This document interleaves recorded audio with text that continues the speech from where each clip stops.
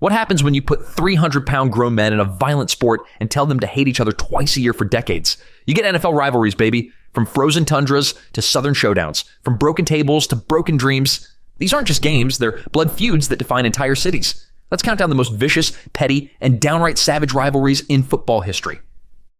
Bengals versus Browns, the Battle of Ohio. Ohio might be for lovers, but these two franchises absolutely despise each other.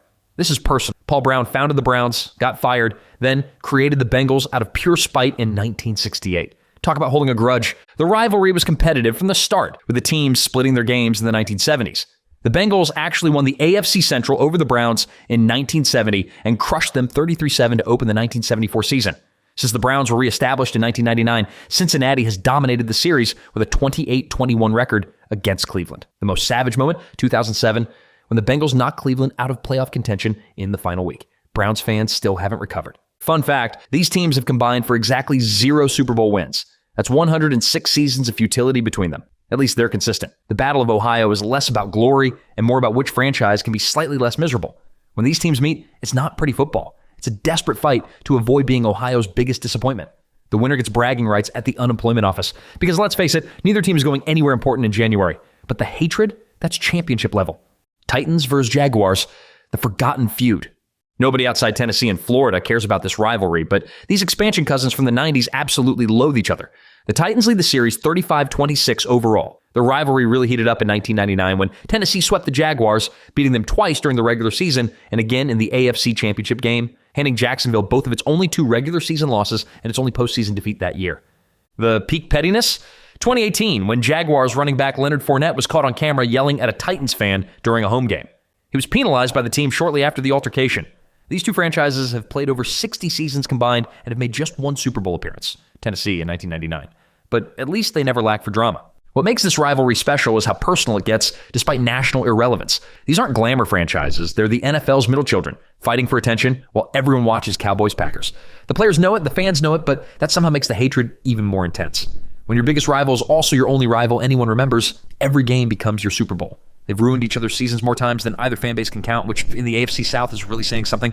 Hey, if this blood feud's got you hooked, do us a favor and smash that like button, then subscribe so you're not just along for the ride, you're running the show. Seriously, it's free, and our egos thank you. Broncos versus Chargers, mile-high misery. The Broncos own this rivalry like a landlord owns rental property, completely and without mercy. Denver leads 73-55-1, including a soul-crushing 13-game win streak from 1985-1991. The Chargers' pain peaked in 2012 when they blew a 24-0 halftime lead at home in a stunning Monday night comeback. 24-0. The rivalry gave us the legendary Marty Ball era, where Chargers coach Marty Schottenheimer went 14-2 in 2006, but still couldn't beat Denver in the playoffs. Physics can't explain how the Chargers find new ways to lose this matchup. They once fumbled a victory formation snap. A victory formation.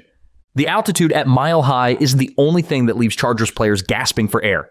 It's the crushing weight of inevitable disappointment. San Diego, Los Angeles has had Hall of Fame talent for decades. Dan Fouts, LaDainian Tomlinson, Phillip Rivers, Antonio Gates. Doesn't matter. Come game time against Denver, they transform into a JV squad. The Broncos have broken so many Chargers' hearts, cardiologists in Southern California list Denver games as a pre-existing condition. It's not just a rivalry, it's Stockholm Syndrome in cleats. Bills versus Dolphins. Squish the fish. 4 straight Super Bowl losses weren't painful enough for Buffalo. They also had to deal with Miami owning them for 2 decades. The Dolphins won all 20 games against the Bills during the 1970s. That's not a rivalry, that's domestic abuse. But tables turn, and in Buffalo, they break. Since 2000, the Bills lead 27-19, including the glorious 2022 butt punt, where Miami's punter kicked the ball into his own lineman's rear. Even better, Bills Mafia celebrates every Miami loss by jumping through flaming tables. That's dedication to hatred right there. The climate difference alone makes this rivalry absurd. Miami players show up to Buffalo in December looking like they've never seen snow, while Bills fans tailgate shirtless in sub-zero weather. Just to prove a point, the psychological warfare is real. Buffalo actually paints their visitors' locker room pink to mess with opponents. Don Shula might have dominated the 70s, but Josh Allen owns South Beach now. The best part? Every time these teams meet, someone's season gets ruined. It's mutual assured destruction, AFC East style. The fish have been thoroughly squished.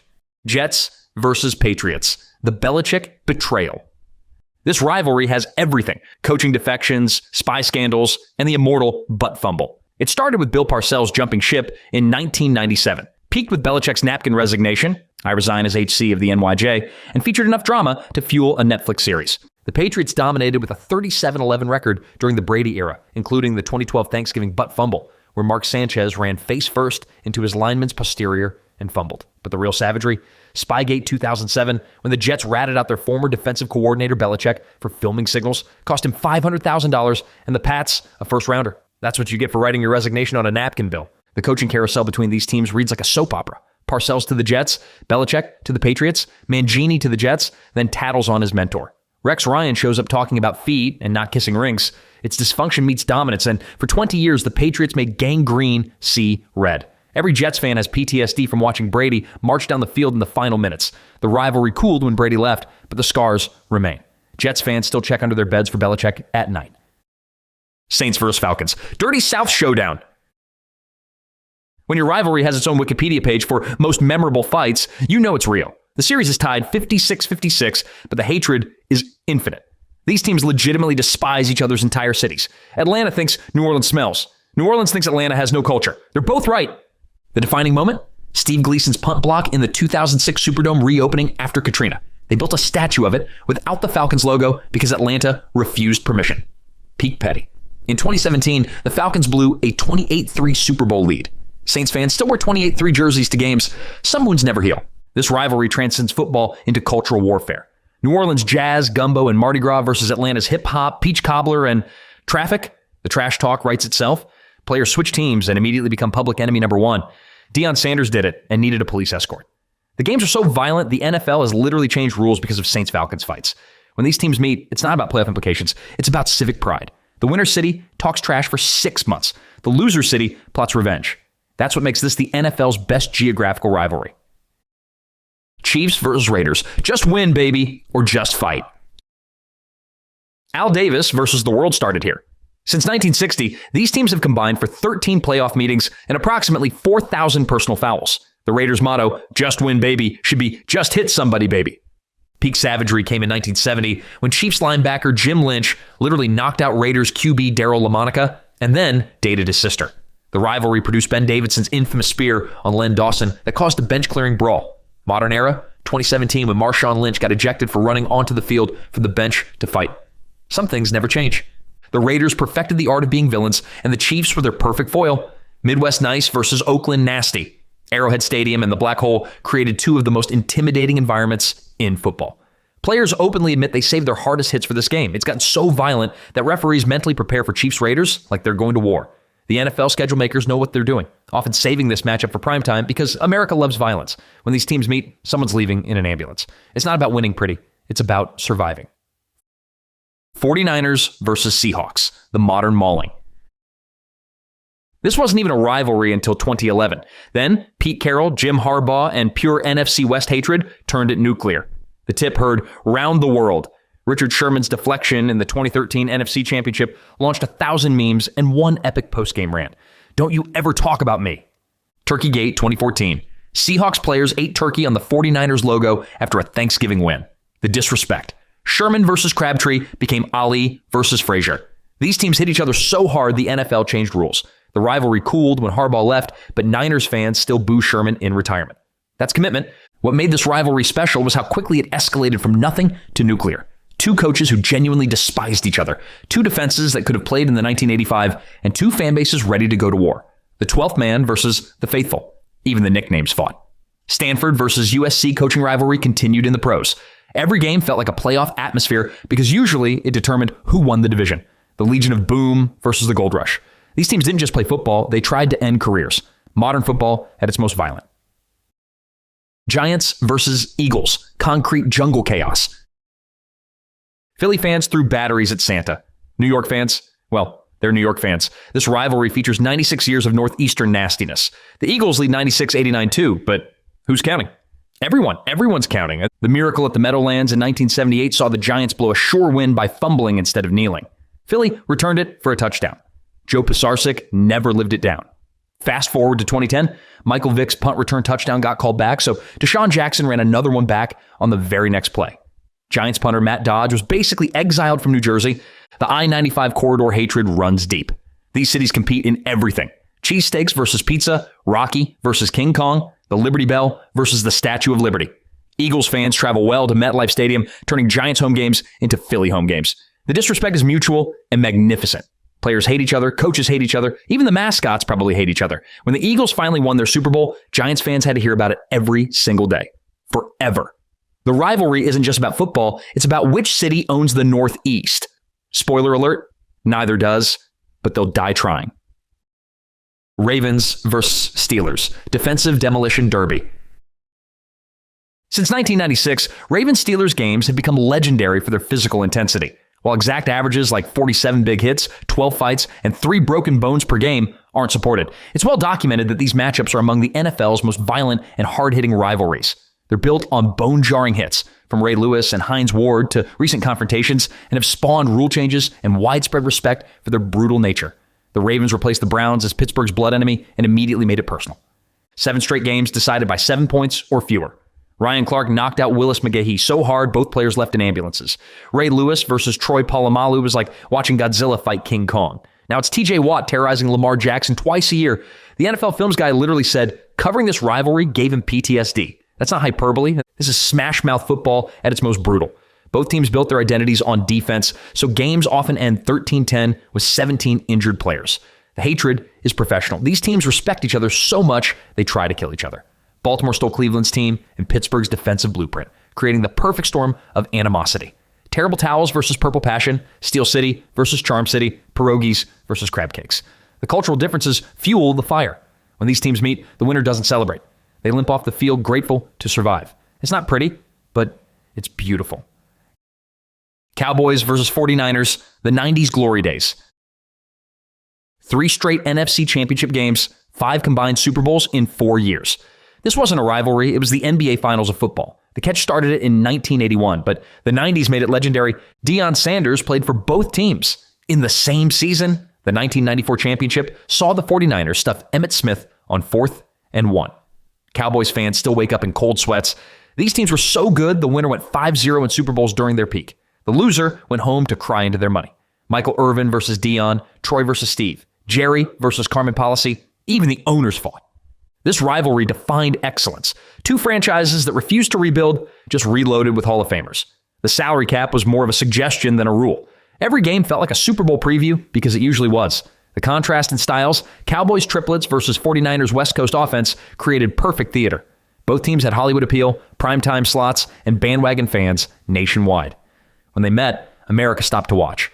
The rivalry cooled when the salary cap caught up, but those 5 years, that was football at its absolute peak. Every player from that era has a bust in Canton, or should. Cowboys versus Commanders, the original NFC East blood feud. Before Dallas had a team, Commanders owner George Preston Marshall tried to block their expansion. Cowboys founder Clint Murchison Jr. bought the rights to Hail to the Redskins and held it hostage. That's supervillain level petty. The teams have won 37 combined division titles. The rivalry gave us the Fun Bunch, the Hogs, and America's Team, a nickname that makes Washington fans physically ill. Most savage moment? 1979, when the Commanders knocked Dallas out of the playoffs on the last day. Roger Staubach's final game ended in heartbreak. Washington fans still party about it. This rivalry has everything.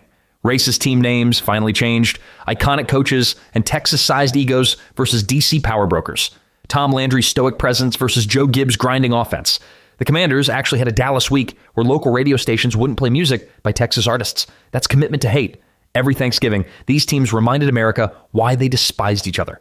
From Harvey Martin's pass rush to Art Monk's routes, greatness defined both franchises.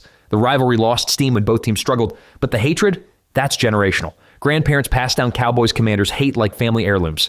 In the NFC East, this is the original sin. Raiders versus Steelers. The Immaculate Deception. The Immaculate Reception. Just saying it makes Raiders fans violent. 1972 divisional playoffs, Franco Harris's miracle/fluke/conspiracy touchdown that may or may not have been legal.